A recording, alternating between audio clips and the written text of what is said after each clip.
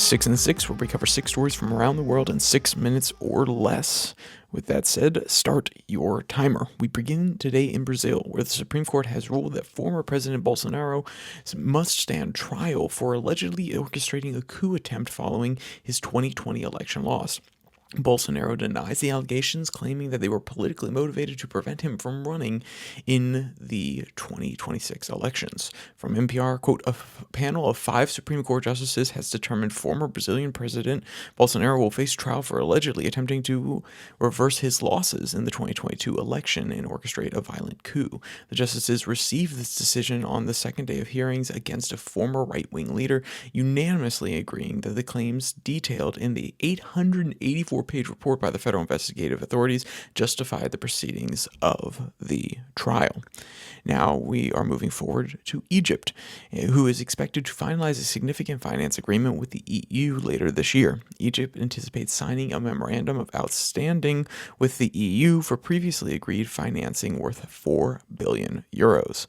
This financial support is part of a broad package aimed at bolstering Egypt's economy and curbing migration across the Mediterranean.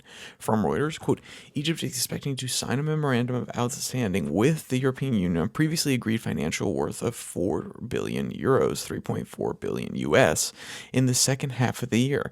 Planning Minister Rana Al-Massat said on Wednesday the financing is part of a total funding package of 7.4 billion euros that was negotiated between Egypt and the EU in March of this previous year.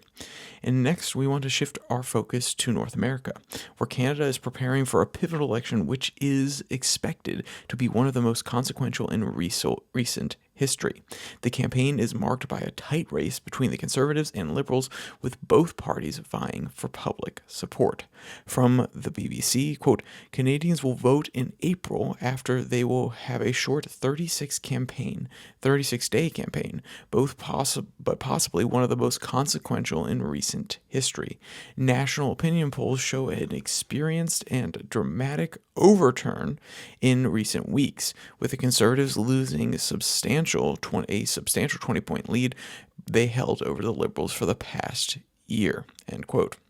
Across the Pacific, the Thai Prime Minister Paetongtarn Nam, sorry if I'm mispronouncing your name, ma'am, is facing a non-confidence vote in Parliament. This vote comes amid political tensions and challenges to her leadership. From Reuters, Thailand's Prime Minister Paetongtarn Shinawatra, I'm sorry if I'm mispronouncing it, successfully navigated a no-confidence vote in Parliament following a 2-day discussion where she and her advisories accused her of poor governance and following her father, the former prime minister, to dominate her administration. Critics in the opposition contended that Paetongtarn has been excessively swayed by her father, Tenzin Shinawatra, a contentious yet popular public figure who was removed from power in a military coup in 2006. Subsequently went into exile and has recently returned to Thailand, end quote. In Australia, and this one is actually, it's weird, it's also kind of lighthearted, so stick with me. In Australia, an unusual incident has occurred in Parliament. An Australian senator has caused a stir during a parliamentary debate. This unusual protest was part of a demonstration against a bill being discussed. From BBC, an Australian senator has revealed a dead salmon in a plastic bag while speaking in Parliament in protest against a bill being debated, and the video link will be in the description as well. Finally, we go to Europe, where the EU Commission is urging member states to stockpile emergency supplies due to concerns over potential disruptions in critical goods. This move aims to enhance resilience and preparedness across the EU. From Reuters, the strategy focuses on improving early warning systems, ensuring the continuity of essential services such as healthcare and drinking water, and helping citizens prepare for responding to crises. Haja Labib, the European Commissioner in charge of preparedness and crisis management, said the concern differed across the bloc, but all citizens should make an effort to be prepared for different types of emergencies, end quote. And if you want to check out any of the articles today, you want to check out that video of the salmon being presented on the Senate floor in Australia, or you want to find the RSS feed, all of those links are down in the description below that like and subscribe button.